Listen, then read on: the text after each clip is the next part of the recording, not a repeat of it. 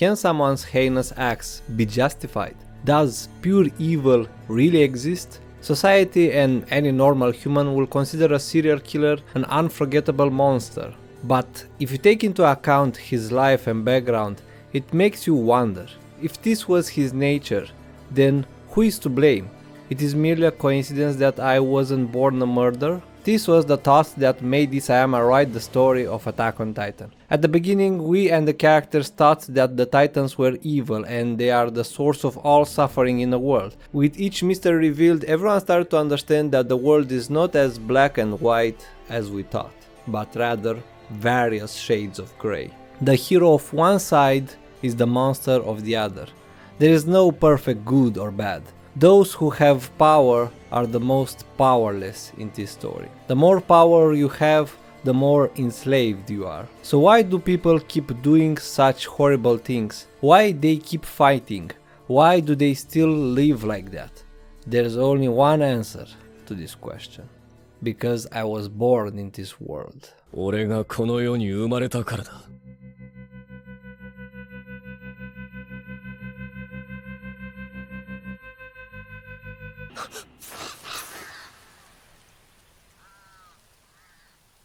This is the story of Attack on Titan. To have a better understanding of how we reached this point, we need to go back from where it all started. The beginning is always shrouded in mystery that will likely never get an answer. This story started from this thing, known as a hallucigenia, or the source of all living matter. How it came to be or why it has such power is a question that will never get an answer. In a time where only matter existed, this thing was the only survivor. It has the power of titanizing every living thing it enters in contact with, attaching to them like a parasite. In appearance it looks like a centipede, worm or other similar creature, but more fittingly for the context of the story, it resembles a spine. At some point the hallucigenia made its home at the base of a tree in a pool of liquid, because it is likely an aquatic creature. We will say that immediately. Because of its power, the tree grew quite large. You can say that this is the first Titan in the series. And so the hallucigenia spent a lot of its existence just chilling there.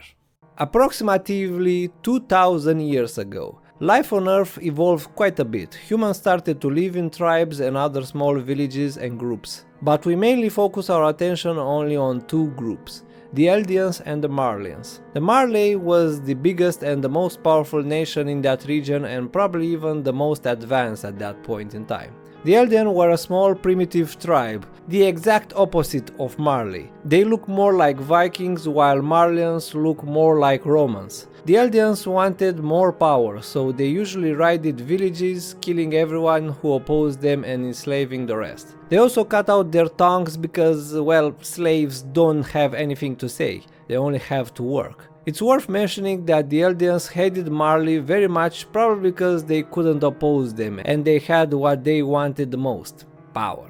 The turning point of this era was while Fritz was the ruler of the Eldian tribe. In one of their raidings they captured a particular girl named Ymir.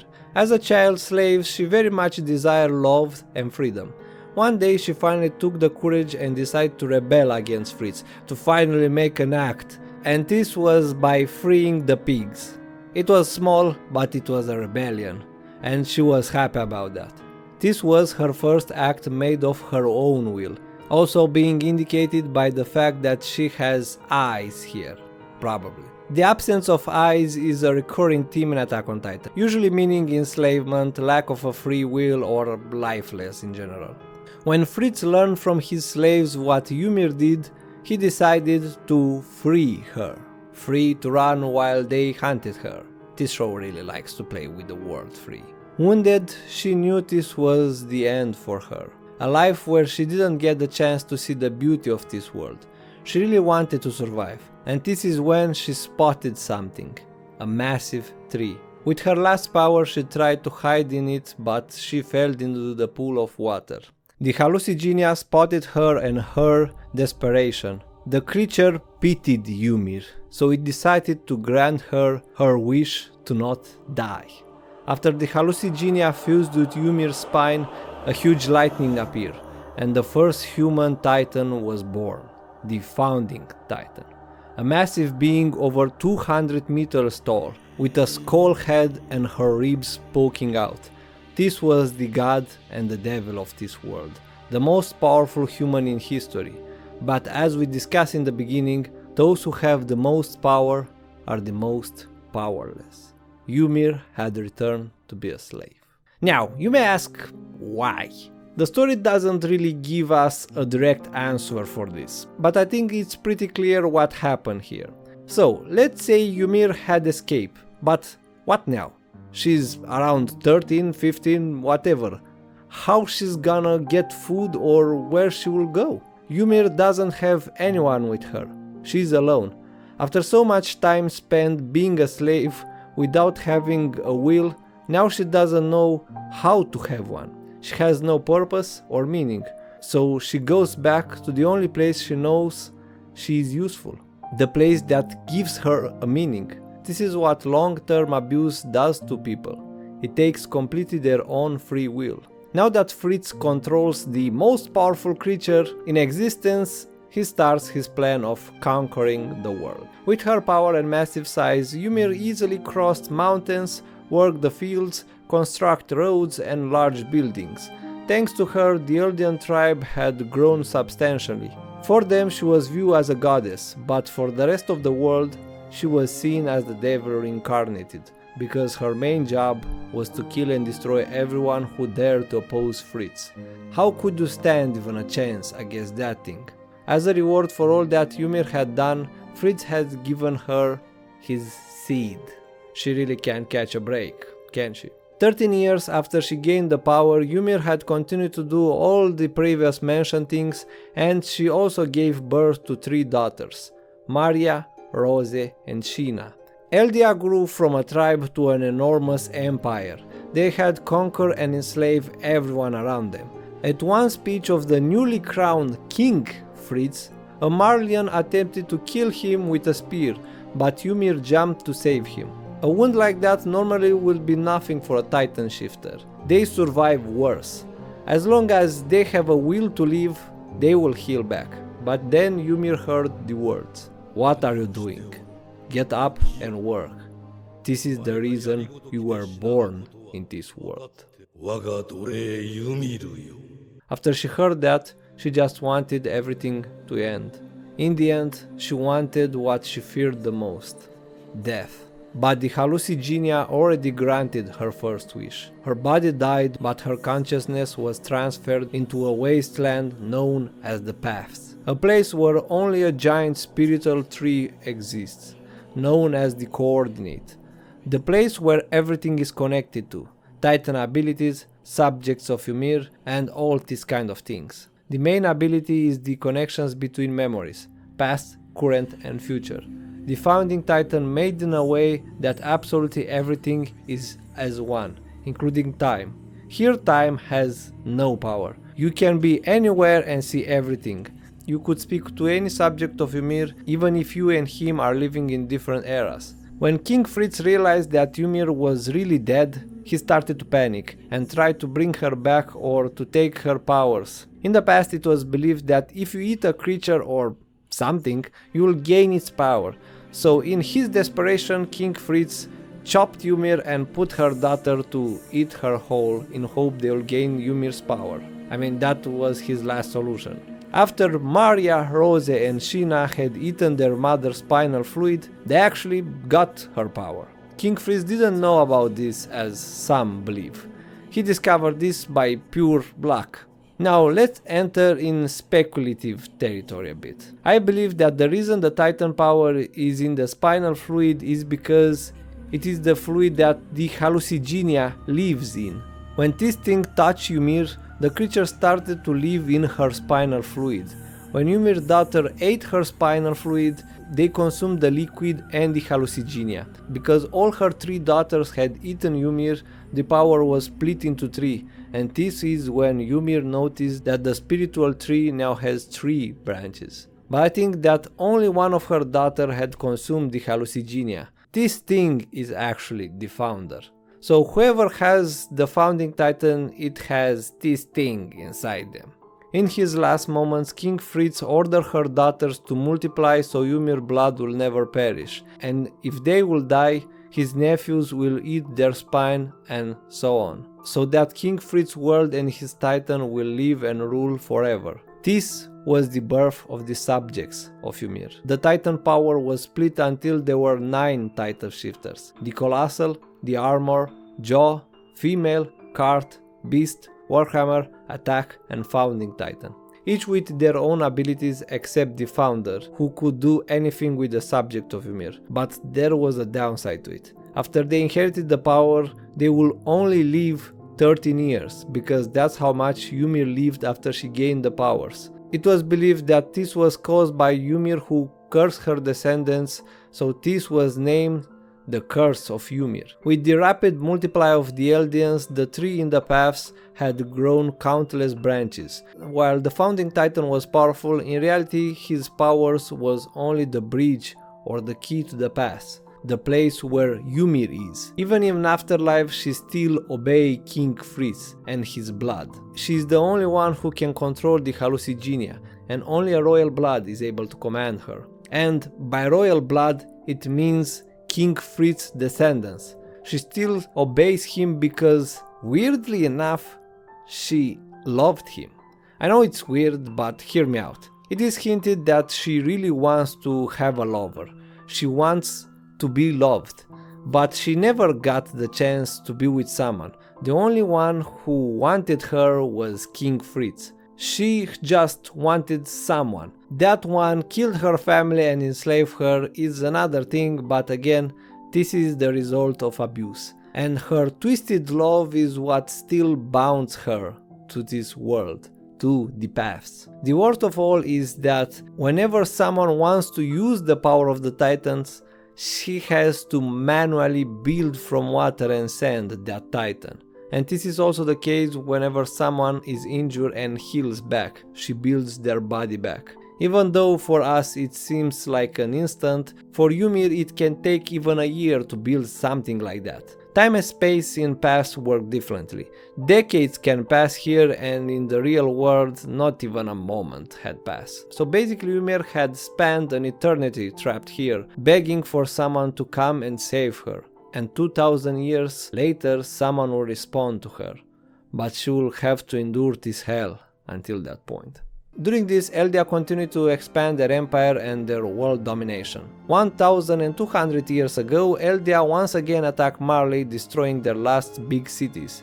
Besides the 9 titans, now the Eldians had also the mindless titans, or the pure titans. Subjects of Ymir transform into titans with the spinal fluid of a titan shifter. Those ones don't have a specific power or a will of their own, but they were still very powerful and they could regenerate it even if decapitated. The only way to kill one was to cut their necks and their top of the spine. With their power, the city of Lago fell in just one day, and they continued with the devastation of Monte and the ravening of Vale, which resulted in deaths of hundreds of thousands of Marlians. Other than this, not too much is known about this period.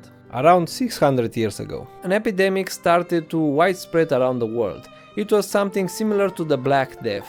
Many had died because of it, but the Eldian Empire wasn't affected by it, because the king at the time used the Founding Titan to make all subjects of Ymir immune to the disease. This led the royal family and researchers to test more the power of the Founding Titan. They managed to accidentally create the Ackerman clan, a group of people who could manifest the Titan powers while in human form. They also gained the battle experience from all previous Ackermen. What made them actually special was the fact that they weren't affected by the Founding Titan powers. Being so powerful, the Eldian king named them the Royal Family Guard. They were the right hand of the monarchy. Also, around this period, the Eldian had allied with Hizuru, an Asian clan. 100 years ago, the 145 king of Eldia inherited the Founding Titan. His name was Karl Fritz, and he was the man that had changed the fate of all Eldians forever. Karl felt guilty for all the atrocity the Eldian had done until then, The Eldians had killed, until that point, more than 3 times the current population of the planet. He pitied the Marlians and wished that all of this should have never happened.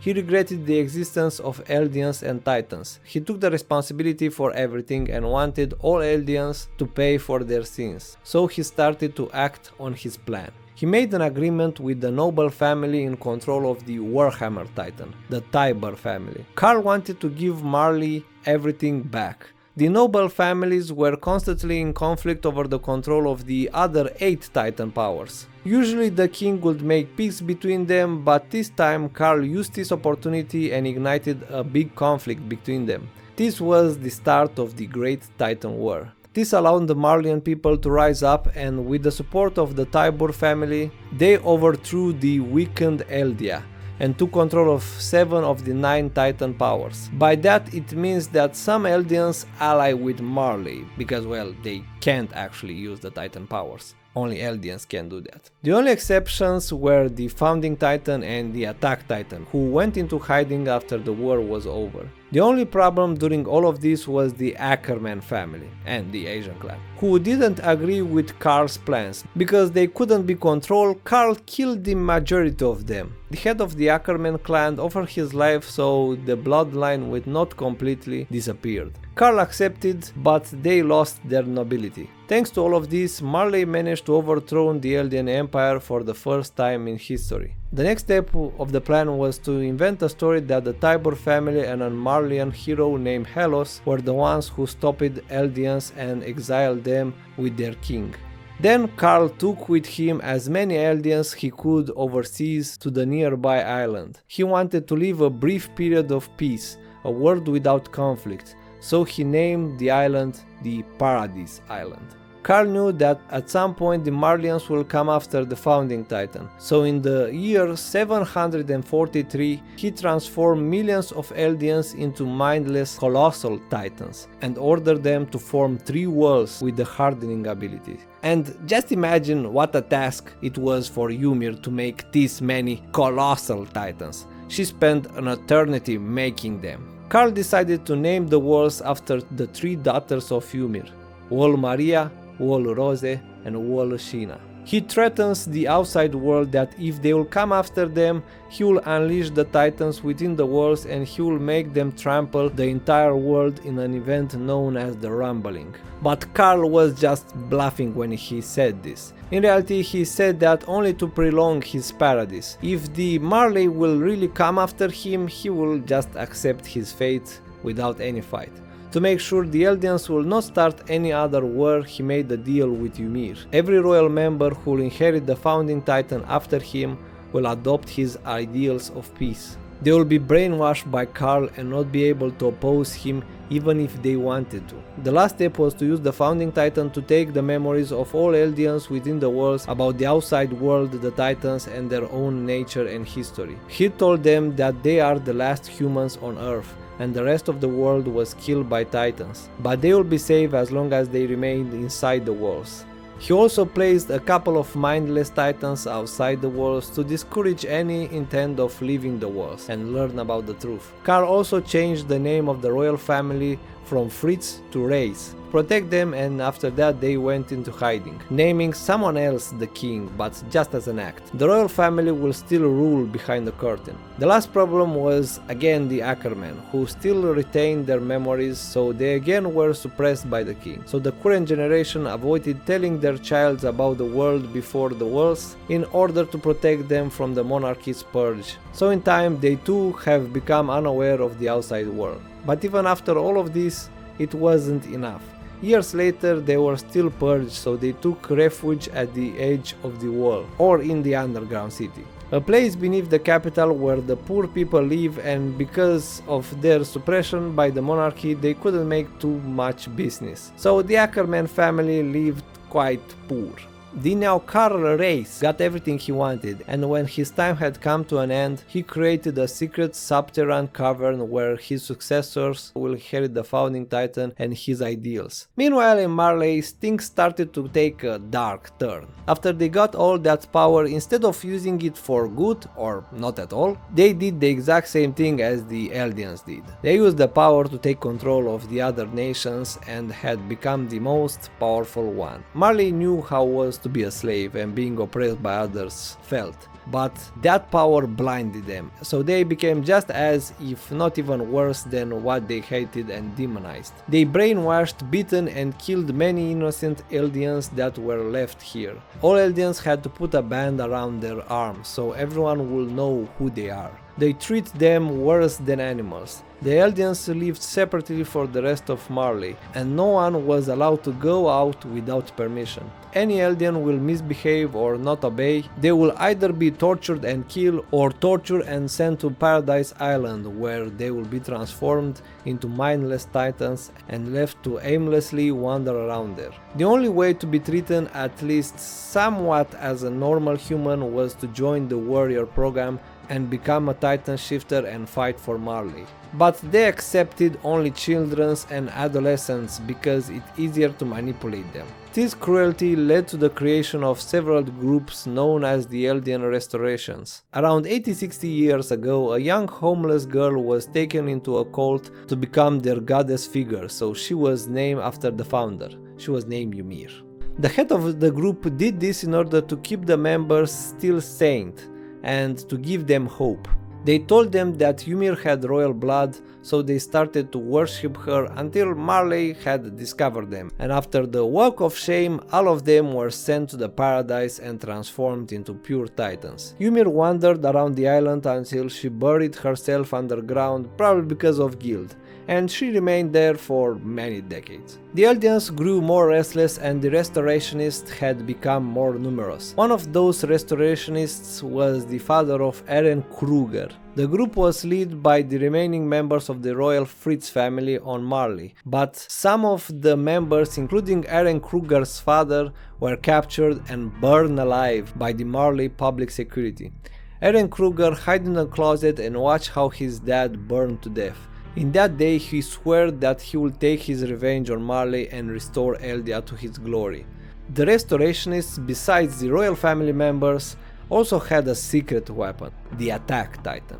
But most of the time it was of no use because it would attract too much attention, so they keep it as a secret. Even the majority of the members didn't know about it.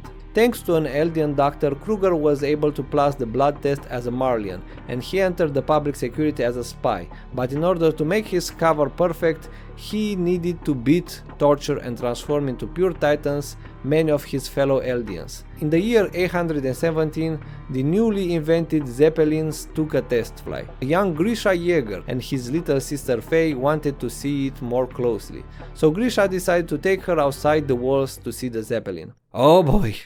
What a mistake that was. One that will haunt Grisha for the rest of his entire life. At the landing site they met with Kruger and another officer called Gross. Or Gross if you want. Kruger asked for their permission, which they didn't have, so Grisha asked Kruger to beat him for his sister too. And so he did. Gross took Faye home while Kruger beat the shit out of Grisha, but at least he let him to see the airship. The problem was that Gross fed his sister to the dogs. Gross lied about this while Kruger watched the fury in Grisha's eyes, and he realized that he had potential.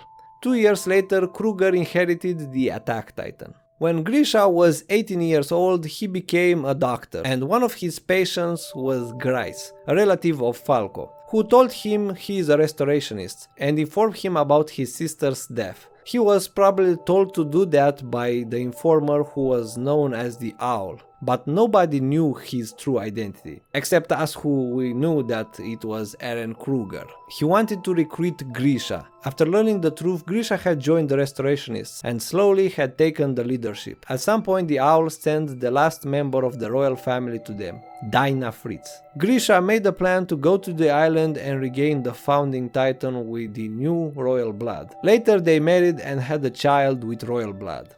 His name was Zeke Yeager. Meanwhile, Marley began to struggle in their wars. With the advance of the new technology and weapons, tanks and all that stuff, the Titans started to become ineffective. So in order to regain full control and not lose their power, they devised a plan to go and take the Founding Titan, and also the valuable resource from the island. They ignored the warning of the King of the Walls, and they announced to the Eldians that they wanted to recruit Childs to give them Titan powers and to go on the island and get the Founder in order to save the world. Lies, of course, they just wanted that power for them. Grisha thought this was the perfect opportunity to make Zeke join the military and get the Founder for Eldia. But Zeke didn't perform really well, and his father began to mock him for this, and he was quite disappointed in him, never showing any compassion for his child, something that Zeke yearned for. Zeke found another father figure though in Mr. Xaver, a researcher and the holder of the Beast Titan. He would be the only one who really cared for Zeke. Later, the Marley security found out about the restorationists. Zeke heard this and told Xaver about everything. He advised Zeke to snitch his family in order to protect himself. And because Zeke never received any love from them, he decided to do exactly that.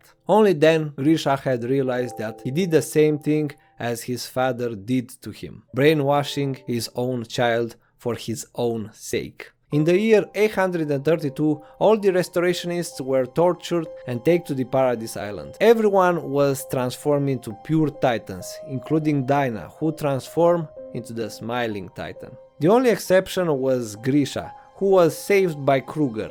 After Kruger revealed that he's a Titan shifter and killed every Marleyan and destroyed all traces, he passes his mission to Grisha alongside the Attack Titan, because Kruger was in his last year. He told him that he has to do it for his sister and all Eldians that die for this cause. I should also mention at this point that the Attack Titan has a secret ability to see the memories of his future inheritors. Kruger was able to see Grisha's memories about Mikasa and Armin. He also has many lines similar to our Eren, so either Eren learned them from Kruger or Kruger also saw Eren memories and learned from him.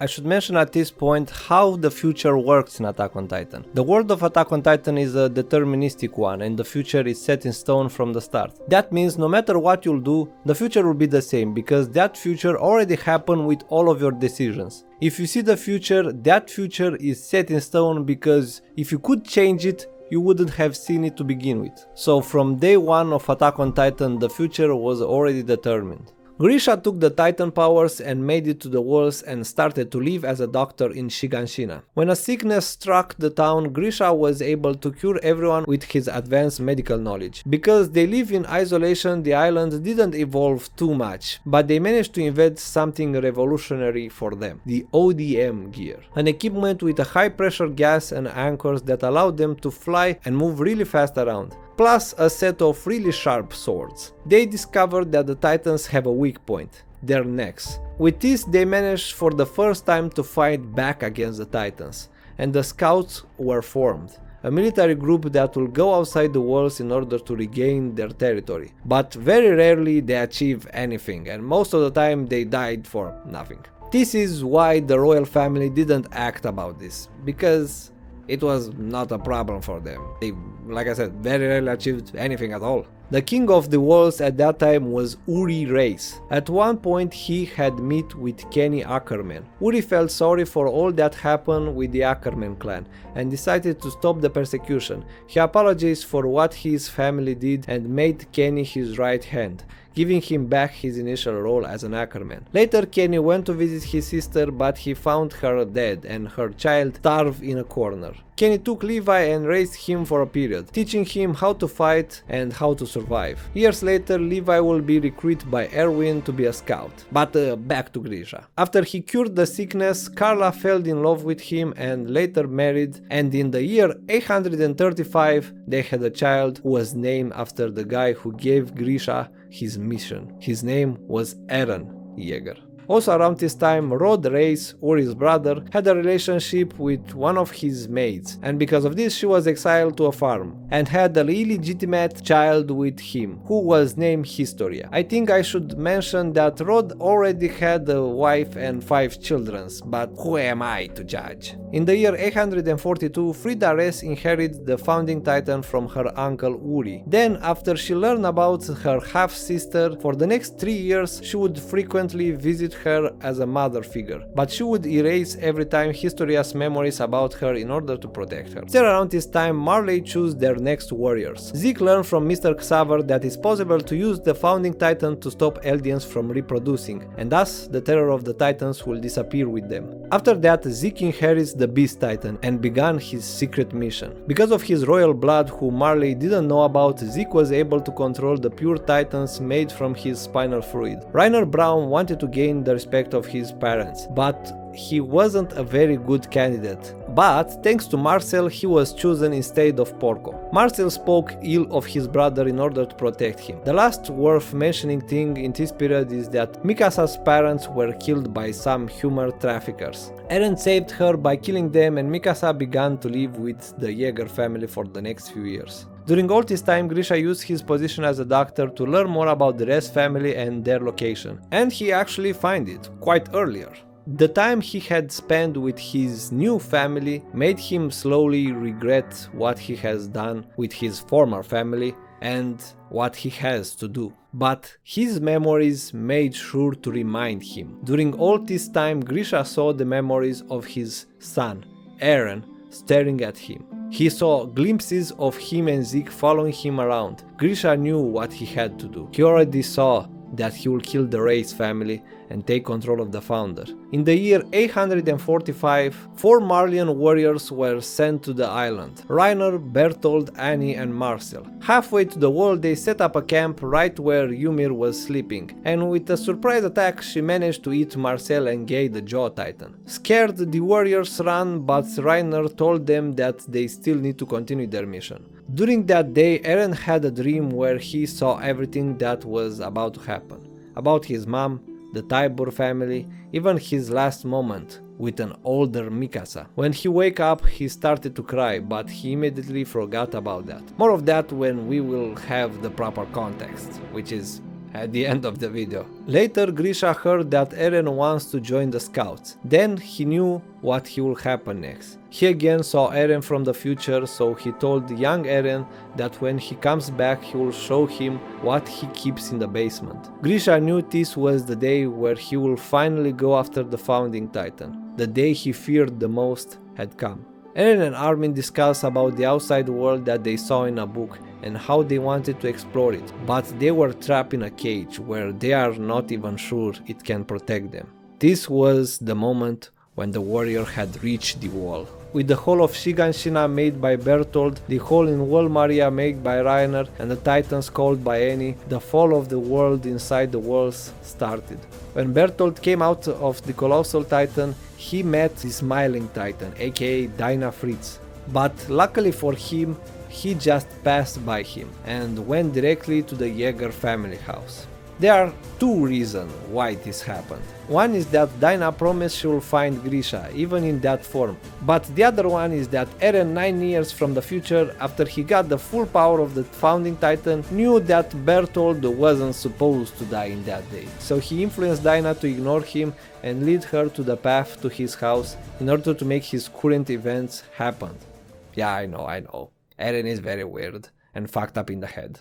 He basically killed his mom. Carla was stuck in the ruins of the house, and Eren witnessed how his mother was eaten, igniting his hatred towards the Titans. All residents of Wall Maria retreated to Wall Rose. In the meantime, Grisha tried to reason with the Reyes family, but with no results. So get ready.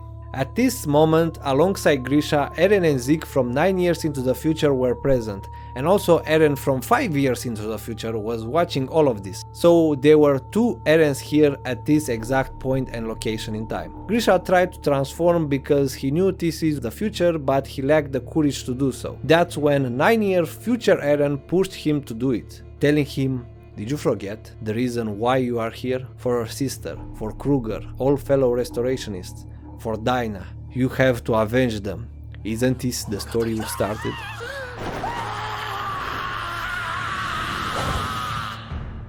After hearing this, Grisha couldn't take the guilt anymore, and he decided to move forward. Except road race, he killed everybody.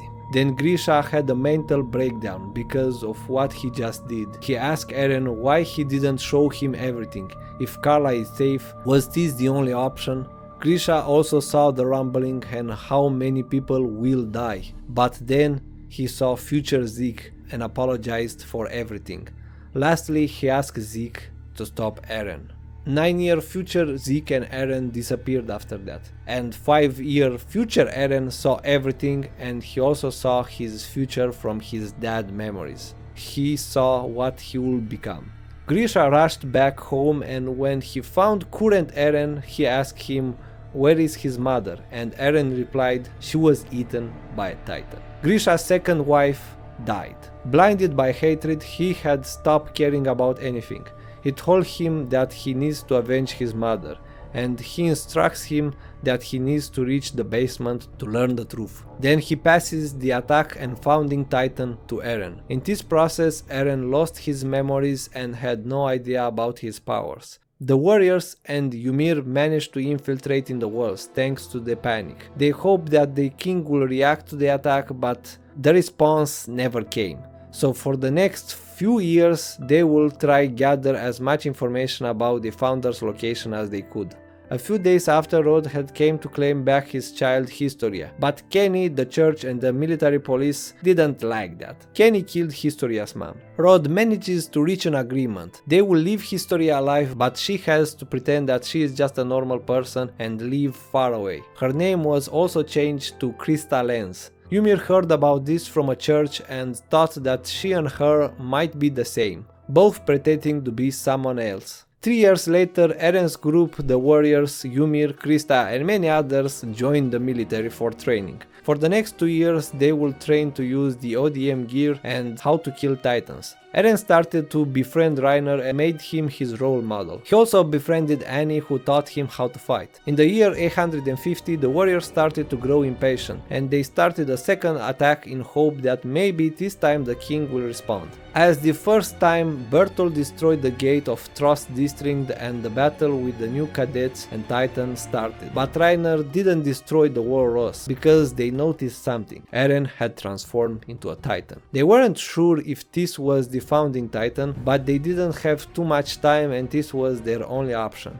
Their new objective was to capture Eren, but Eren was in bigger problem. He was arrested by the military police for being suspected as a devil, but Eren was saved by Erwin and the scouts, who wanted to recruit him as a weapon against the titans. And also Eren had the key that potentially held the truth about the titans. He was very valuable for them, and so it was accepted only if they passed a test, a mission in Wall Maria. During the mission, the female titan appeared to capture Eren. With the help of Reiner, she managed to find Eren and almost escape with him, but she was stopped by Levi and Mikasa. Many have died, but the scouts got a lot of valuable information.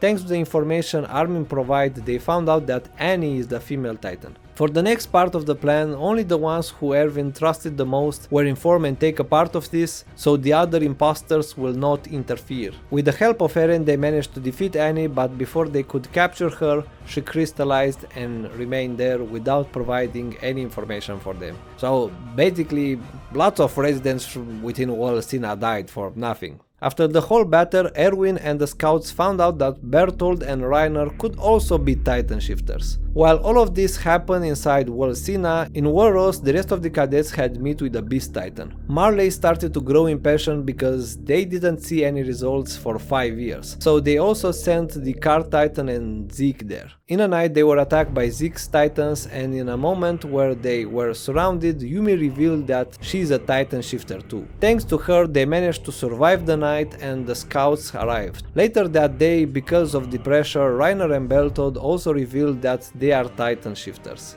After a short battle, they managed to take Eren into the forest. The scouts followed them in order to save Eren, and a huge battle started where the majority died. At the end, Eren, Mikasa and Hannes were faced with the Smiling Titan. Hannes tried to take his revenge, but he sadly died. Because Eren couldn't transform into a Titan, he had nothing to do except punching Dinah. And because of this, he accidentally activated the power of the Founder. Thanks to it, Dinah was defeated and the scouts managed to escape with Eren. During this, a few members of the military police spied on them and report back to Rod Reis, who decided to take immediate action to capture Eren. Kenny and his group were sent and they took Eren and Historia back to Rod. During this, Pixie, Zachary and Erwin had retook control from the government and royal family because they were kinda corrupted and not interested in anyone but themselves. The scouts had gone again to take Eren back. Eren learned what happened to his dad and how Titan's powers are inherited. Historia, after learning about her half-sister, she decided that she doesn't want that to happen to her, so she betrayed her father and freed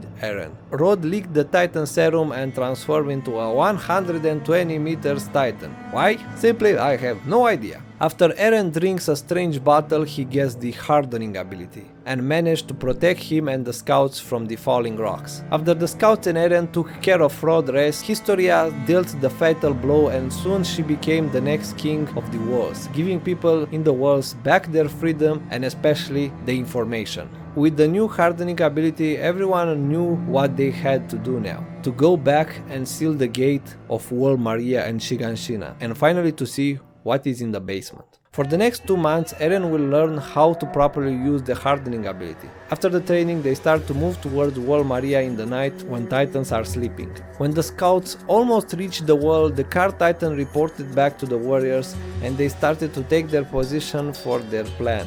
They will let Eren seal the hole in Shiganshina, but after he will seal the hole in Wall Maria, he will be exhausted and that's when they will attack and take him. And this is kinda what happened. Eren sealed the first hole with his icon quote,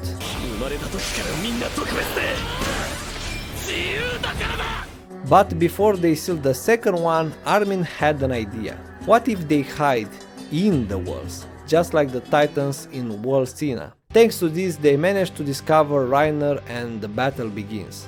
With the newly invented Thunder Spear, the Armored Titan was no longer a problem, but the nuclear bomb Berthold still was. After the explosion, only Eren group remained alive on Shiganshina's side. On the Wall Maria side, well, Erwin executed his suicidal plan. Every scouts there will give their lives to give Levi a chance to take the Beast Titan. And only Flock and Levi will remain alive here. Levi almost got Zeke, but Pieck saved him.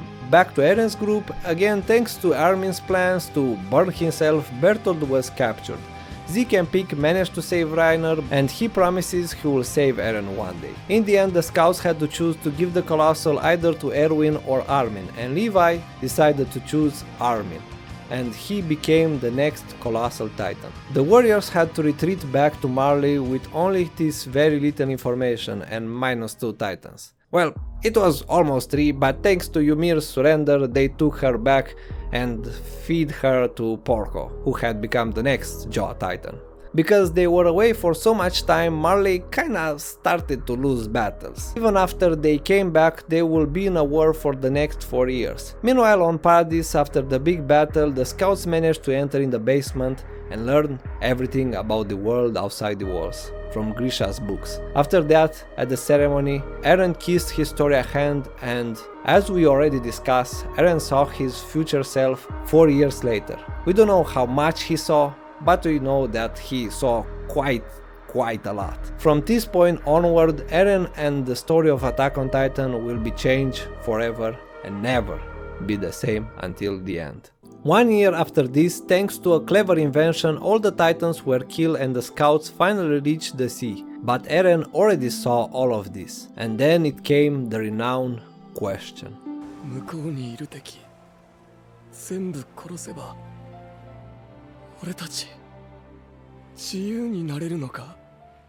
For the next period, Marley will send ships to Paradise every now and then, but Eren and Armin were there to make sure they will not go back to report.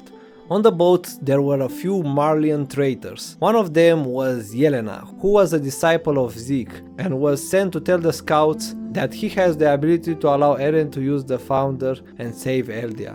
Thanks to Yelena, the island caught up with the time technologically, and later they will take the scouts to Marley, where they assisted to a meeting with the topic being how the Eldians on Marley are innocent, but the ones on the island are devils, and they needed to be eradicated. After Eren heard this, he went missing and infiltrated into Marley thanks to the war who just finished. Eren managed to speak with Zeke about their true plan, to use the Founder to take the ability of all subjects of Ymir to give birth, and with the power of the Rumbling and the royal family of Historia they could keep them safe until the Eldians fade with the powers. Eren said he agrees, but we all know that he doesn't. Eren begins the plan and makes a surprise attack on Marley in the moment that Willy Tybur declares war. Then a huge battle started. In short, Eren eats the Warhammer, Zeke is taken with the scouts, and Armin destroyed the military dock to gain more time. But before they managed to leave, Gabi and Falco, yes, the relative of this guy, sneaked to their ship and killed Sasha. Eren doesn't look very surprised, probably because he already knew that will happen. After they reach home, Zeke and Eren were separated because the island doesn't trust any of them anymore, not even Eren. Zeke is taken into a forest where he is watched by Levi and the best scouts, and Eren is arrested. But you know, Eren has the Warhammer now, and with that power he just left and reunite with Floch, who know about Eren's true intention, to start the Rumbling and kill everyone outside the island. Zeke also started to make his own move. Yelena put Zeke's spinal fluid into bottles of wine and give them to many Eldians. With this, Zeke transformed all the scouts except Levi into Titans, but Levi killed all of them and recaptured Zeke. But Zeke is kinda of a crazy person and he just blew himself off with Levi. Luckily for him, he was saved by Ymir, the Founder. Sadly, this cannot be saved by Levi, who lost an eye and 2 fingers. But well, he was also saved later by Hanji. Marley managed to come to the island and the final battle between them begins. Just as usual, Eren and Reiner trade punches with each other, but well, Eren was kinda in a disadvantage until Zeke had come to help him. I guess I speak too quickly. Zeke decided to use his trump card and transform quite a couple of Eldians into Titans, including Falco, who shortly after eats Porco and gains the Jaw Titan. At the end of the battle, Eren almost made contact with Zeke. Almost because, well, Gabi was still around,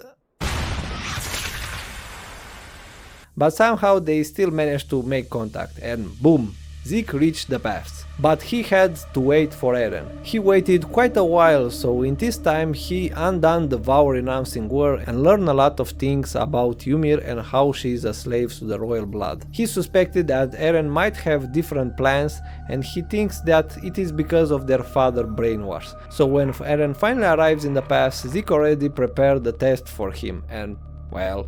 こんなふざけた計画、俺は到底受け入れられない。 Zeke reveals that all was just an act and took him into his memories to show how Eren was brainwashed by his father. But little did he knew that this was exactly what Eren wanted. Zeke didn't knew about the Attack Titan secret ability, and when they reached Grisha's memories with the Rest family, they witnessed the truth. After Grisha asked him to stop Eren, Zeke ordered Ymir to make all Eldians infertile, but Eren stopped Ymir, and when he touched her, he got her memories. After that, Eren convinced her to take their revenge, and the Rumbling started. Eren ordered for all hardening to be undone, and so all the Colossal Titan escaped from the walls. But that also included Annie, who now woke up. Because Eren was now just ahead, his body was transformed into this atrocity, and he began his march towards the rest of the world. Obviously, genocide and the destruction of everything outside the walls is not something you want to happen. So all of our Titan shifters and main characters began a quest to stop Eren, before it was too late. Eren reached Marley and started to trample everything in his way. The scouts took a ship to reach Marley, and in that time Eren used the Founder to have a final conversation with all his friends. He tells Mikasa that he would have loved to remain with her, but they couldn't do that, and so he asked her to forget about him and live a long life. When he contacted Armin, Eren wanted to make their wish come true. They started to explore the world, and this was when Eren revealed that at the end of their next battle, he would already have killed 80% of humanity. In the end, he realized that he didn't do this because he wanted to save his friends. He did this because he wanted to do it. Because he is an idiot who got his hands on a great power. He is indeed a slave to freedom. Eren said that he doesn't want to die. Armin tells him that he is at fault too, because he was the one who showed him that book. Even if they die, they will still be together forever. Even if that's in hell. Armin told Eren to wait for him in hell, where they will be together again. Eren erased all memories about this event from all his friends for the moment. When the scouts reached Marley, they managed to take an airship, but they were cut up by the ongoing rumbling. Hanji sacrificed herself to let the others to fly and reach Eren. The remaining Marleyans and Eldians were on a hill watching how the rumbling slowly marched towards them, and that's when the scouts arrived and the battle of heavens and earth began. Eren already told them that he will let them do whatever they want because they are free. But Ymir never said that. Ymir used her power to summon all Titan shifters from the past. Pieck rushed and tried to kill Eren, but she failed. When the situation got critical and almost everybody died, Falco, Annie and Gabi arrived. Thanks to Zeke's spinal fluid and the Jaw Titan, Falco transformed into... a falcon. Pretty self-explanatory, I know. Everybody made up their mind to kill Eren. They don't had the luxury to let him alive. Armin, who was earlier kidnapped by Ymir, reached the path where he meets with Zeke. Zeke's nihilism started to kick in, but Armin told him that life is more than just birth and death. Life is still beautiful. And this is when the past shifters had come to them. Kruger, Grisha, Xaver, Porco, Marcel, Ymir and Bertolt. Both of them asked for their help. Zeke had come off the founder and called for Levi to kill him. And that's when Levi finally fulfilled the last order Erwin gave him. He had killed the Beast Titan. Thanks to the Shifters' rebellion, Jan managed to bomb Eren's neck, and that's when the Hallucigenia appeared again, wanting to refuse with Eren. Reiner tried to stop it, and then Armin used the Colossal to nuke the rest of the Founder. The Hallucigenia used its power to transform the remaining Eldians into pure Titans, and marched towards Eren, who now transformed into a Colossal Titan, and had a true clash of the Titans with Armin. Reiner once again stops the Hallucigenia. Mikasa started again to have headaches, but shortly after she realized that they are the results of Ymir watching her memories. Mikasa finally makes up her mind to kill Eren. She puts her scarf back on and she goes into Eren's mouth and cuts his head, telling him that he will see him later. Then Mikasa kissed Eren's severed head while Ymir was watching, smiling. Okay, let's dissect this ending for a moment. What 10 years old Eren saw at the tree was all his future, including these final moments alive and Mikasa's words. That's why he started to cry, because he regretted how everything turned out. A sad ending to both of them. Hell, a sad ending to the entire world. Young Eren forgot about this. He forgot how this exact tree will be his grave 9 years later. Now, about Ymir, the one that Ymir awaited to save her was not Eren, but actually Mikasa. She is the one 2000 years later. She and her are quite alike, both of them being a slave to their lover, allowing them to do all types of atrocities. That's why Ymir watched Mikasa, to see her resolve, and when she saw Mikasa letting go of her lover, she got inspired to do the same. She let go of King Fritz. She imagined a world where she left him die to that spear. Ymir had finally found peace, and disappeared alongside the Hallucigenia and all Titans' powers. All pure Titans were transformed back and all shifters lost their abilities. That's when they remembered their final moment with Eren. Levi saluted every scout for the last time and the wings of freedom faded away. Mikasa decided to take Eren's head with her to give him a proper burial at the base of his favorite tree. 3 years had passed and the remaining world, still wanted to fight, but on the island, at least for a while, it was peaceful. Mikasa still sits at the tree with Eren's gravestone, not being able to fully let him go. But in the end, she thanked Eren for giving her the scarf. Time passes and we saw how until the day she died, she still visited his gravestone frequently, and even in her last moment she still wore that scarf. Probably centuries later, the tree will be still there, growing so large that it started to resemble this tree. But probably it's just symbolic. Armin decided to tell the story to the entire world, so he wrote his entire story. That's why he's the narrator. We were just one reader of his book. And now this book and the story of Attack on Titan had come to an end. The ending might not be to everyone's liking, but man, for me, everything was something out of this world. And I still can't believe that everything had ended. After 11 years. For me, this is not the ending. And well, for Isayama as well, because he will or already did release a new chapter, but that's not what I'm talking about. I am more than sure that you noticed that I excluded many characters and events from this story. I just told you the big picture. But the sweet details that Attack on Titan is known for are missing, and I want to discuss about them too. So I started a second channel, where I will break down each and every episode of Attack on Titan up until the last one. Or at least this is what I want to do. There I will break down everything. Animation, story, music, characters, absolutely everything. So if you are like me and still cannot let go of this show, please join me on that channel to relive this amazing story. Until then, I will see you in my next video. Have a great day and make sure to never start a war you don't want to be a part of.